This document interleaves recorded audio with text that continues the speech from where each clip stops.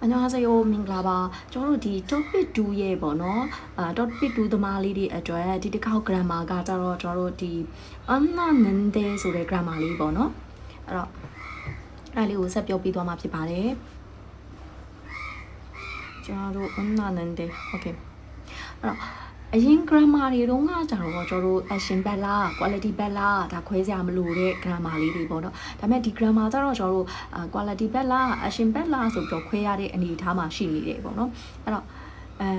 သူ့ရဲ့ဒီ annanende ရဲ့အဓိပ္ပာယ်ကဒါကြောင့်ဘေးမဲ့နေတုံးပြီးဆိုတဲ့အဓိပ္ပာယ်ရတယ်နော် annanende ရဲ့အဓိပ္ပာယ်ဒီသူကသုံးတဲ့နေရာတွေကတော့အများကြီးရှိတယ်ပေါ့နော်အဲ့တော့quality ဘက်ဆိုလို့ရှိရင်တော့ကျွန်တော်တို့ကအသက်ပိုင်း ande အသက်မပိုင်းနာတဲကိုသုံးပြီးတော့ action ဘက်မှာဆိုလို့ရှိရင်တော့ nande ကိုသုံးနေပေါ့နော်အဲ့တော့ကျွန်တော်တို့ရဲဥမာလေးအနေနဲ့ကြည့်မယ်အပိုက်ကဲဆိုတဲ့တာတူတန်အိုစုအပစ်စေယနော်ဘာပြောထားလဲဆိုလို့ရှိရင်ပိုက်ကဲတဲ့ပိုက်ကဲအပြင်မှာချုပ်တာမူရင်းစကားလုံးကချအူဘာတတတဲ့ချုပ်တာကအေးတီအဲ့တော့အေးတာကနော်ဘာဖြစ်လဲဆိုရင် quality ဘက်ဖြစ်တာကြောင့်မို့လို့ तू ကမူမမှန်နဲ့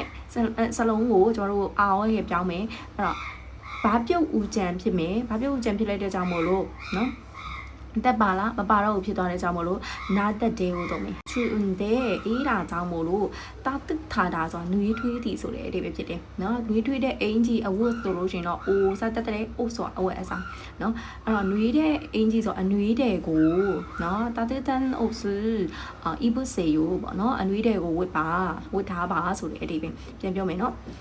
ဘာကဲချွန်းတဲ့တာတက်တန်အုပ်စုအီဘုစေယအပြင်မှာအေးတာကြောင့်မို့လို့အနွေးတဲ့ကိုဝတ်ထားပါဆိုတဲ့အနေထားအဲ့တော့ကျွန်တော်တို့ textbook ထဲကဒီဥပမာလေးကိုထပ်ရှင်းပြပေးမယ်နော်အဲ့တော့ textbook ထဲမှာကကျွန်တော်ဥပမာနှစ်ကြောင်းရှိတယ်ပထမတစ်ကြောင်းနော်정시당은 음식값은 저렴한데 맛이 별로 없다래. 저소로 호버너 호시당은 호사탑산가 음식 아사사 값으로 아세요. 음식값은 너 세가 너 사다 소라 세 초래 세 따다래 너. အဲ့ဒါရဲ့ကျွန်တော်တို့ form ရဲ့စကားလုံးကထပ်ပြီးတော့မှရှိတာက volume မှာတာဈေးသက်တာဒီဆိုတဲ့အဓိပ္ပာယ်ရတယ်เนาะဈေးသက်တာကကျွန်တော်တို့ကဒီ action ဘက်လား quality ဘက်လားဆိုရင် quality ဘက်ဖြစ်တယ်အဲ့တော့not တဲကိုသုံးလိုက်မယ်အသက်မပါတဲ့အတွက်ကြောင့်မလို့ 저렴한데เนาะ 저렴한데ဈေးသက်တာပြီမဲ့ mark ဆိုတာအရသာเนาะ mark ရှိ별로 없다အရသာကမရှိဘူးဆိုတဲ့အဓိပ္ပာယ်ဖြစ်သွားတယ်ပေါ့เนาะအဲ့တော့နောက်တစ်ကြောင်းသွားမယ်နောက်တစ်ကြောင်းမှာဆိုလို့ရှိရင်ဟင်းစာချမ်းနဲ့ဒူးကြခဲ့နေတဲ့စာရမ်တီရီမန်နီဝါအစ်ဆိုတာနော်အဲ့တော့ဘာပြောထားလဲဆိုလို့ရှိရင်တော့ဟင်းစာဆိုတာကျွန်တော်တို့ပွဲတော်ဆိုတဲ့အဓိပ္ပာယ်ရတယ်ဂျန်ဆိုတာကနေရာဟင်းစာချမ်းနဲ့ဆိုပွဲတော်နေရာကိုနော်အဲ့တော့ဒူးကြခိုင်တာဆိုရောက်ရှိပြီရောက်ရှိခဲ့ပြီမြေနော်ဒူးကြခဲ့နေတဲ့နော်ရောက်ရှိခဲ့ပြီမြေစာရမ်တီရီနော်လူတွေကမန်နီဝါအစ်ဆိုတာအများကြီးလာခဲ့ကြတယ်ဆိုတဲ့အဓိပ္ပာယ်ပေါ့နော်အဲ့တော့နောက်ထပ်ဥပမာအနေနဲ့ကျွန်တော်ထပ်ပြပေးမယ်ကျွန်တော်ထပ်ပြီးတော့ပြင်ပေးထားတဲ့ဥပမာလေးထပ်ဖြစ်တယ်선생님은 어려 보이는데 가르치는 실력이 정말 좋아요 잘해요ကြိုက်တာပြောလို့ရတယ်ပြန်ပြောမယ်နော်선생님은ဆရာမကပေါ့နော်မူရင်းစကားလုံးက all leader ဆိုငယ်ရွယ်သည်နော် all leader အောင်းရပြောင်းမယ် all boyida နော်ငယ်တယ်လို့ထင်ရသည်ပေါ့နော် all boyida ငယ်တယ်လို့ထင်ရသည်အဲ့တော့ငယ်တယ်ထင်ရတယ်ဆိုတဲ့ဟာကကျွန်တော်တို့ action လား quality လားနော်အဲ့တော့ action ဖြစ်ပါတယ်နော်ထင်ရတယ်နော် action ဖြစ်တဲ့အတွက်ကြောင့်မို့ nande ကိုသုံးမယ်နော် all boyinande ငယ်တယ်ထင်ရပြီမယ်နော်ကာရုချီတာဆိုတင်ကြားသည်နော်တင်ကြားသည်ရှင်းရောက်ဆိုအရေးချင်းနော်အဲ့တော့